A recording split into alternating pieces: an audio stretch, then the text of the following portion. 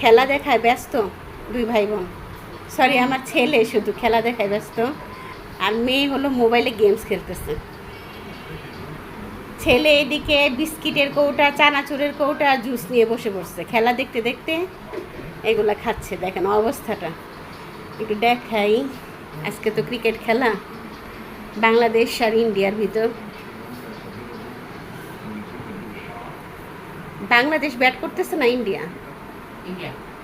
India bat করতেছে আর বাংলাদেশ বল করতেছে, তাই তো?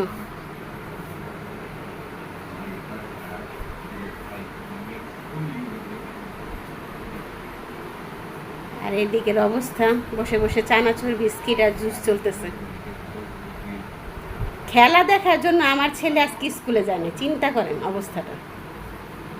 আজকে স্কুলে যায় না শুধুমাত্র খেলা দেখার জন্যে, কি একটা অবস্থা।